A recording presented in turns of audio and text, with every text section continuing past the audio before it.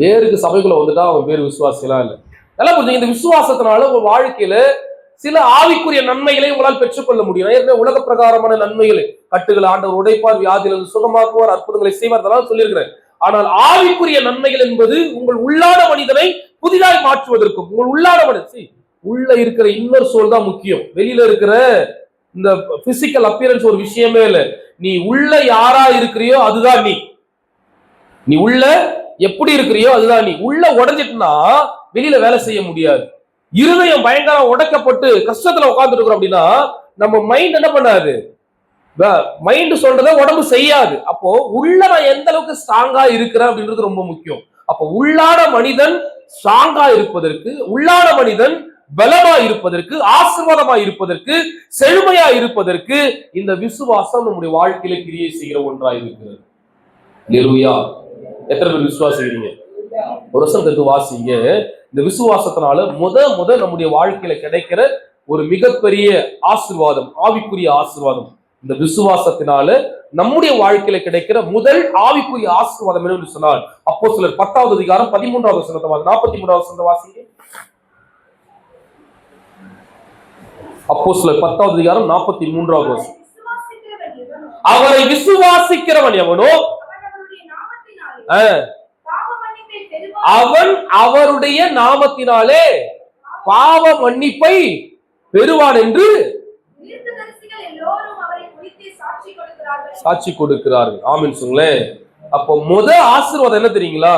அவரை விசுவாசிக்கிறவன் பாவ மன்னிப்பை பெற்றுக் கொள்ளுவான். ஏன் பாவ மன்னிப்பை இங்க பவுல் எழுதி வச்சிருக்கிறார் அப்படின்னா, இந்த பாவத்திற்கு ஒரு நாளும் மன்னிப்பே கிடையாது. நீ என்ன வேணாலும் பரிகாரம் பண்ணு, ஏசு கிறிஸ்து இல்லாம, அவர் மேல விசுவாசம் இல்லாம நீ தலைகீழ நில்லு, உன்னை நீயே தண்டிச்சுக்கோ. நீ செஞ்ச தப்புக்கு நீ ஒரு தவறு செஞ்சுட்ட, அந்த தவறுக்கு உண்டான பிராயச்சித்தமாய் நான் எதையா செய்யறேன், என்ன நான் தண்டிச்சுக்கிறேன்னு சொல்லிட்டு உன்னை நீ கொலை செய்து கொண்டால் கூட அந்த பாவத்திற்கு ஒரு நாளும் மன்னிப்பே கிடையாது. நான் சொல்றது எத்தனை பேருக்கு புரியுது? பாவ மன்னிப்பு என்பது நமக்கு கொடுக்கப்பட்ட ஒன்று அல்ல. நிச்சயமாய் நீ செய்த தவறுக்கு, உன்னுடைய பாவத்திற்கு நீ தண்டனையை அனுபவிக்க வேண்டும். நான் சொல்றது உலக பிரகாரமாய் அல்ல, ஆவிக்குரிய மண்டலங்களை சொல்றேன். அப்போ நீ செஞ்ச தப்புக்கு உனக்கு நரகம் என்பது, உனக்கு கர்த்தருடைய சமூகத்தில் நித்திய ஜீவன் மறுக்கப்பட்டு நிச்சயமாய் நரகம் என்பது ஒரு நிச்சயிக்கப்பட்ட ஒன்றாய் இருந்தது. இப்ப பாவத்திலிருந்து யாராலும் விடுதலையாகவே முடியாது.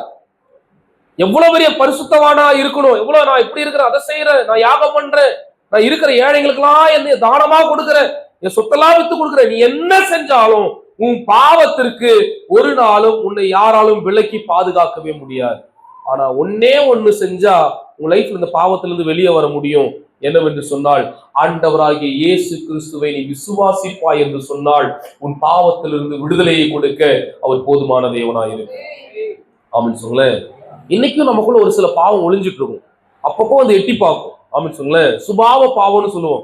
சுபாவத்துல பாவம், கோபம், எரிச்சல், கசப்பு, வெறுப்பு, ஆண்டவருக்கு பிரியமில்லாத காரியங்கள், புறம் பேசுவது, மற்றவர்களை தூஷணமாய் பார்ப்பது, மற்றவர்களை ஏளனமாய் பார்ப்பது, மற்றவர்களை குறை சொல்லுவது, இதெல்லாம் என்ன நினைச்சிட்டு இருக்கிறோம்? பாவம். இந்த பாவத்தினால பரலோகத்துக்கு போக முடியாது. ஆனால் ஆண்டவருடைய கிருபையினால, நீ அவரை விசுவாசிப்பதனால, விசுவாசத்தினால நீ நீதிமானாய் மாற்றப்பட்டிருக்க. அல்லேலூயா. உன் கிரியையினால் அல்ல, விசுவாசத்தினால ஆண்டவர் என்ன பண்ணிருக்கிறாரு? நீதிமான மாற்றம். அப்ப இந்த பாவத்திலிருந்து விடுதலையை கொடுப்பதற்கு ஆண்டவர் மேல் உள்ள விசுவாசம் போதுமானதா இருக்கிறது. அல்லேலூயா. ஆமென் சொல்ல. யார் ஒருவன் ஆண்டவரை விசுவாசிக்கிறானோ அவனை ஆண்டவர் என்ன பண்றாரு? அவன் பாவத்திலிருந்து அவனை விடுதலையாக்க கர்த்தர் சித்தம் உள்ள தேவனாய் இருக்கிறார். ஆமென் சொல்லுங்களேன். ரெண்டாவது, இந்த பாவம் நம்மளை விட்டு விலகிடுச்சு அப்படின்னா, என்னுடைய பாவம், என்னுடைய முன்னோர்களுடைய பாவம் என்னை விட்டு விலகிடுச்சுன்னா நான் என்ன பண்ணிட்டு இருப்பேன்? பரிசுத்தமா மாறிட்டேன். நான் அவரை விசுவாசிக்கிறதுனால நீதிமானாய் மாறி இருக்கிறேன். நல்லா புரிஞ்சுங்க. கிரியினால நீங்க நீதிமானா ஒரு நாளும் மாறவே முடியாது.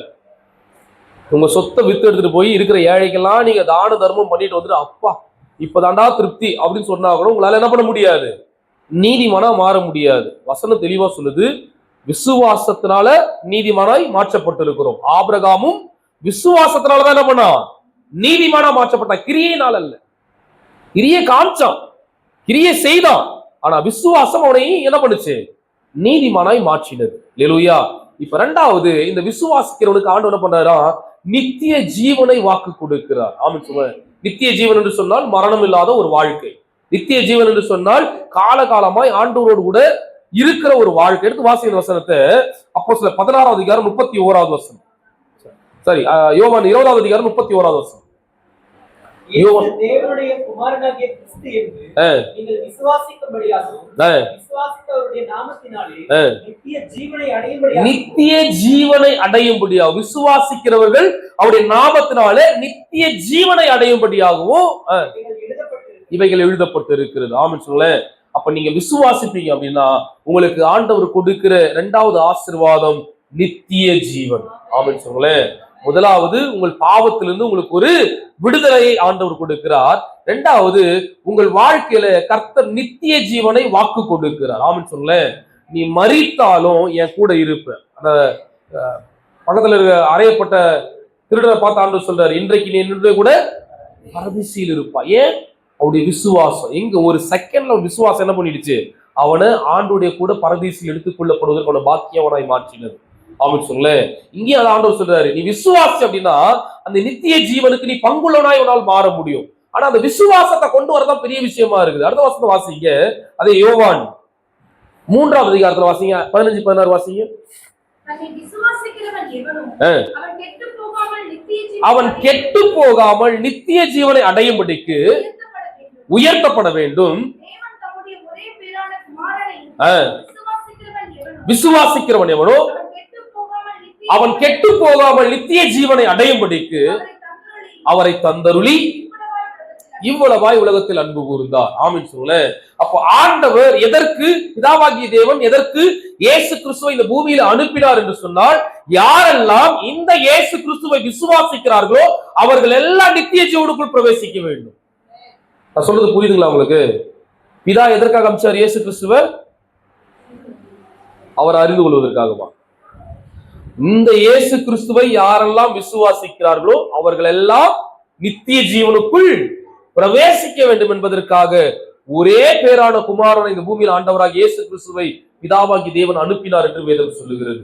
அப்போ நித்திய ஜீவனை சுதந்திரித்துக் கொள்ள வேண்டும் என்று சொன்னால் நாம் அவர் மேல் வைத்திருக்கிற விசுவாசத்தில் நீங்களும் நானும் வல்லவர்களாய் மாற வேண்டும். ஆமென் சொல்லுங்களேன்.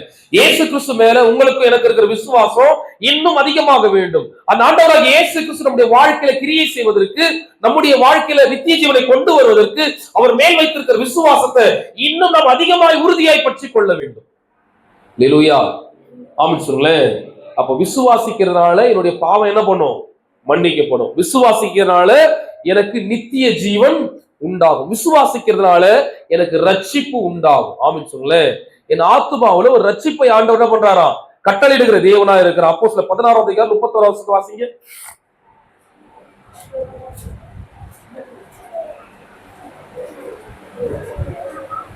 அதற்கு அவர்கள், கர்த்தராகிய இயேசு கிறிஸ்துவை விசுவாசி, அப்பொழுது நீயும் உன் வீட்டாரும் ரட்சிக்கப்படுவீர்கள். ஆண்டவராகிய இயேசு கிறிஸ்துவை விசுவாசிக்கிறவங்க அவங்க மாத்திரம் இல்ல, அவங்க குடும்பமும் ரட்சிக்கப்படுமா. இப்ப நீங்க விசுவாசிக்கிறீங்கல்ல, நீங்க விசுவாசிக்கிறதுனால உங்கள் குடும்பம் ரட்சிக்கப்படும் என்று வேதம் சொல்லுகிறது. நீ விசுவாசி, அப்பொழுது நீயும் உன் வீட்டாரும் ரட்சிக்கப்படுவீர்கள். அப்ப நல்லா புரிஞ்சுங்க, என்னுடைய விசுவாசம் என் குடும்பத்தை ரட்சிப்புக்குள் கொண்டு வரும். எத்தனை பேர் விசுவாசிக்கிறீங்க? நான் எந்த அளவுக்கு ஆண்டவருக்குள்ள விசுவாசத்துல வல்லவனாய் மாறுகிறேனோ அந்த அளவுக்கு என் பின்னாடி நிக்கிற என் குடும்பம் ஆண்டவரால ஈர்க்கப்படும். அல்லேலூயா. உன் குடும்பம் இன்னும் ரட்சிக்கப்படல, உன் குடும்பம் இன்னும் முழுசான ரட்சிப்புக்குள்ள வரல, இன்னும் கர்த்தரை அறிந்து கொள்ளலன்னு சொன்னா உனக்குள்ள இருக்கிற விசுவாசம் குறைவுள்ளதா இருக்கிறது. அல்லேலூயா. எத்தனை பேர் வீட்டுல நான் மட்டும் தான் ரட்சிக்கப்படுறது, என் வீட்டுல யாரும் ரட்சிக்கப்படலன்னு சொல்றீங்க? அப்படின்னா உன் விசுவாசம் என்னவன்? இன்னும் குறைவுள்ளதா இருக்கிறது. அல்லேலூயா. உன் குடும்பமே என்ன பண்ணுமா? வசனம் தான் சொல்லுது, நீ ஆண்டவராகிய இயேசு கிறிஸ்துவை விசுவாசி, அப்பொழுது நீயும் உன் வீட்டாரும், அல்லேலூயா, நீயும் உன் வீட்டாரும் ரட்சிக்கப்படுவீர்கள். பக்கத்துல கைப்பிடிச்சு சொல்லுங்க, பக்கத்துல கைப்பிடிச்சுங்க. ஆண்டவர் விசுவாசிக்கிறியா? உன் குடும்ப ரட்சிப்புக்குள்ள வரும். நீ விசுவாசத்துல வல்லவனாய் மாறினால் உன் குடும்பம் ரட்சிப்புக்குள்ள வரும். ஆமென் சொல்லுங்க. நாம நினைச்சிட்டு இருக்கிறோம் தேவதூதன் இறங்கி எங்க அம்மா கிட்ட பேசணும், தேவதூதன் இறங்கி எங்க அப்பா கிட்ட பேசணும், என் சகோதரனை ரட்சிப்புக்குள்ள நடத்தணும், இவங்க பாவத்துல இருக்கிறாங்க, இவங்க அக்கிரமத்துல இருக்கிறாங்க, இவங்களை மீட்டுக் கொள்வதற்கு தேவன் இறங்கணும்னு சொல்லிட்டு நாம என்ன பண்ணிட்டு இருக்கிறோம்? நாம யோசிச்சுட்டு இருக்கிறோம். ஆண்டவர் சொல்றாரு, நீ இன்னும் ஸ்ட்ராங் ஆகு. அவங்க என்ன பண்ணுவாங்க? நீ எந்த அளவுக்கு வல்லவனாய் மாறுகிறாயோ அந்த அளவுக்கு அவர்கள் கர்த்தரை அறிந்து கொள்வார்கள், ரட்சிப்புக்கு வருவார்கள். அல்லேலூயா, ஆமென் சொல்லுங்களேன். இப்ப நான்காவது காரியம் பாருங்க. யோவான் 16வது அதிகாரம் 27வது வசனத்தை வாசிங்க. யோவான் 16வது அதிகாரம் 27வது வசனம். நீங்கள் என்னை சிநேகித்து நான் தேவனிடத்திலிருந்து புறப்பட்டு வந்தேன் என்று விசுவாசிக்கிறபடியினால் பிதா தாமே உங்களை சிநேகிக்கிறார். இயேசு கிறிஸ்து மேல உள்ள விசுவாசம் பிதா நம்மை நேசிப்பதற்கு வாசலை திறக்குமா? அல்லேலூயா. இயேசு கிறிஸ்து மேல நம்ம வைக்கிற விசுவாசம். இன்னைக்கு நம்ம எந்த அதிகாரத்துல அப்பான்னு கூப்பிடுறோம்? சொல்லுங்களேன், எந்த அதிகாரத்துல அப்பான்னு கூப்பிடுறோம்? கடவுளை அப்பான்னு கூப்பிடுறதுக்கு எந்த அதிகாரத்துல நீ கூப்பிடுற? கடவுளை கடவுளே தானே கூப்பிடணும். கடவுளே அப்படித்தானே கூப்பிடணும். நீ எந்த அதிகாரத்துல அப்பான்னு கூப்பிடுற? இயேசு கிறிஸ்துவினால, அவர் மேல வச்சிருக்கிற விசுவாசத்தினால, அவர் அப்பான்னு கூப்பிடுறதுனால நீ நானும் அவர் அப்பான்னு கூப்பிடுறோம். அல்லேலூயா. சொல்றது எத்தனை பேருக்கு புரியுது? அவர் அப்பான்னு கூப்பிடுறாரு. அந்த ஸ்தானத்துல என்ன இயேசு கிறிஸ்துவ கொண்டு வந்து வைக்கிறதுனால நானும் பிதாவை அப்பான்னு கூப்பிடுறேன். பாருங்களேன், கடவுளை அப்பான்னு கூப்பிடுற ஒரு மிகப்பெரிய பாக்கியத்தை பெற்ற ஜனங்கள் நீங்களும் நானும். எப்படி பெற்றுக்கொண்டோம்? இயேசு கிறிஸ்துவை விசுவாசிக்கிறதுனால பெற்றுக்கொண்டோம். இயேசு கிறிஸ்து நடுவுல இல்லை அப்படின்னா, இஸ்ரவேல் ஜனங்கள் ஆண்டவராக இயேசு கிறிஸ்து அப்பான்னு சொல்லிட்டாரு, சொன்ன அந்த ஒரு வார்த்தைக்காக கல் எடுத்து அடிக்கிறது. நீ யாரா? நீ கடவுளை அப்பான்னு கூப்பிடுற. அப்போ எந்த அளவுக்கு வைராக்கியமா இருந்திருப்பாங்க பாத்துங்க. கடவுளை அப்பான்னு கூப்பிட கூடாது. படைத்த தெய்வத்தை எப்படி நீ அப்ப பேரே சொல்ல மாட்டான், யாவேனே சொல்ல மாட்டான். இன்னைக்கு நம்ம பைபிள்ல கர்த்தர் கர்த்தர் ஏன் எழுதி வச்சிருக்கு அப்படின்னா, அவருடைய நாமம் யாவே, அந்த அந்த நாமத்தை சொல்லக்கூடாதுன்றதுக்காகவே என்ன பண்ணிருக்கிறாங்க? கர்த்தர் எழுதி வச்சிருக்கிறாங்க. அப்போ அவ்வளவு பரிசுத்தம் உள்ள தேவனை நீ நானும் எப்படிப்பட்ட பாவி? பாவியிலும் பிரதான பாவி. நான் தான் ஃபர்ஸ்ட் ப்ரிஃபரன்ஸ் பாவி. பாவின்னு சொன்னா அந்த இடத்துல நான் என்ன தவிர என்ன அடிச்சுக்கிறதுக்கு ஆளே இருக்க முடியாது. ஆமென் சொல்லுங்களேன். என்ன அடிச்சுக்கிறதுக்கு ஆளே இருக்க முடியாது. அப்படி எல்லாருமே ஒரே பாவத்தை செய்ய மாட்டோம். நான் செய்யற பாவத்துல நான் தான் நம்பர் 1. அப்படி ரெனேஷ் செய்யற பாவத்துல ரெனேஷ் தான் நம்பர் 1. ரெனேஷ் அடிச்சுக்கவே முடியாது. கீர்த்தி செய்யற பாவத்துல கீர்த்தி தான் நம்பர் 1. அதை யாராலும் அடிச்சுக்கவே முடியாது. பாவியிலும் பிரதான பாவி நான். ஆனா நான் என்ன பண்றேன்? கடவுளை அப்பான்னு கூப்பிடுறேன். பாவத்தை பாராத சுத்த கண்ணரை அப்பான்னு கூப்பிடுறேன். எந்த அதிகாரத்துல? இயேசு கிறிஸ்துவை விசுவாசிக்கிறதுனால. பிதா நம்மை நேசிக்கிறாராம். இயேசு கிறிஸ்து மேல விசுவாசம் உனக்கு வந்துருச்சுன்னா தேவன் உன்னை நேசிக்கிறாராம், கடவுள் உன்னை நேசிக்கிறாராம். நீ இயேசுக்கு நீ எவ்வளவுதான் கடவுளை நேசிச்சாலும் ஆண்டவருக்கு என்ன பண்ண மாட்டார்? ரிப்ளை பண்ணவே மாட்டார். மீடியேட்டர், நடுவுல மத்தியஸ்தர் ஆண்டவராக இயேசு கிறிஸ்து இல்லாம நீ எத்தனை முறை அப்பா அப்பா அப்பான்னு கதனாலும் உன் சத்தம் ஒரு நாளும் அவருடைய காதுல விழவே விழாது. அவரை நேசிக்கவும் போறதில்ல. உன்ன என்ன பண்ணிடுவாரு? போடா பாவி அப்படின்னு. ஆனா என்றைக்கு இயேசு கிறிஸ்துவின் சாயலாய் வந்து நின்று கொண்டு அவர் மேல இருக்கிற விசுவாசத்துல நீ அப்பான்னு கூப்பிடுறியோ, அவர் இயேசுவை போலவே உன்னைய நீ பார்ப்பாரு. ஆமென் சொல்லுங்களேன். இயேசு கிறிஸ்துவை எந்த இடத்துல பார்க்கணுமோ அந்த இடத்துல உன்னையும் என்னையும் ஆண்டவர் வச்சு பார்த்து நம்ம நேசிக்கிற தேவனா இருக்கிறார். அல்லேலூயா. அதனாலதான் இயேசு கிறிஸ்து மேல இருக்கிற விசுவாசம் பிதா நம்மை நேசிப்பதற்கு ஏதுவா இருக்கிறது. பிதா நம்மை நேசிப்பதற்கு கிரியை செய்கிறது. இதனாலதான் அவர் நம்ம பிள்ளைன்னு கூப்பிடுறாரு. ஆமென் சொல்லுங்களேன். நம்ம எப்படி அவருக்கு பிள்ளையா மாறணும்? எப்படி பிள்ளையா மாறணும்?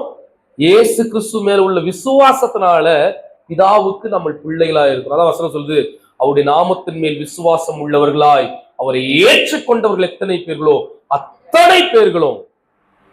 No restrictions, no caste, no hierarchy, எந்த ஒரு விஷயம் இல்லை. நீ ஏழை பணக்காரன், நீ இந்த ஜாதி அந்த ஜாதி, நீ இந்த கோத்திரம் அந்த கோத்திரம், நீ வெள்ளையன் கருப்பன், இதெல்லாம் எதுவுமே இல்லை. உனக்கு ஆத்துமா இருக்கா? நீ இயேசு கிறிஸ்துவை ஏற்றுக்கொண்டிருக்கிறாயா? நீ இயேசு கிறிஸ்துவை விசுவாசிக்கிறாயா? நீ எனக்கு பிள்ளைடா அப்படின்னு ஆண்டவர் பிள்ளைகளாகிற அதிகாரத்தை கொடுத்தாராம். யோவான் 1:12 வாசிங்க. யோவான் 1:12. அவருடைய நாமத்தின் மேல் விசுவாசம் உள்ளவர்களாய் அவரை ஏற்றுக்கொண்டவர்கள் எத்தனை பேர்களோ அத்தனை பேர்களும் தேவனுடைய பிள்ளைகளாகும்படி அவளுக்கு அதிகாரம் கொடுத்தார். ஆமென் சொல்லுங்களேன். இப்ப இயேசு கிறிஸ்து மேல விசுவாசம் வச்சு நீங்களும் நானும் பிள்ளையா மாறிட்டோம். ஆமென் சொல்லுங்களேன். நீங்களும் நானும் என்ன பண்ணிட்டோம்? பிள்ளையா மாறிட்டோம். we are the princess இல்ல, we are the prince and princess அப்படிதான் சொல்ல முடியும். நாம தான் குமாரர்கள், கடவுளுக்கு ஒரு மிகப்பெரிய ராஜாக்கு, பரலோகத்தின் ராஜாவுடைய குமாரர்கள் நீங்களும் நானும். யாரெல்லாம் இந்த பூமியில இயேசு கிறிஸ்துவை ஏற்றுக்கொண்டிருக்கிறானோ, ரட்சிக்கப்பட்டிருக்கிறானோ, அவர்கள் எல்லாரையும் ஆண்டவர் பிள்ளையா பார்க்கிறது. ஆமென். அவர் ஏற்றுக்கொண்டவர்கள் எத்தனை பேர்களோ அத்தனை பேர்கள். யாரை ஏற்றுக்கொண்டவங்க? இயேசு கிறிஸ்துவை ஏற்றுக்கொண்டவங்க எத்தனை பேர்களோ அத்தனை பேர்களும் பிதாவுக்கு பிள்ளைகளாகிற அதிகாரத்தை ஆண்டவர் நமக்கு என்ன பண்ணியிருக்கிறாராம்? கொடுத்திருக்கிறாராம்.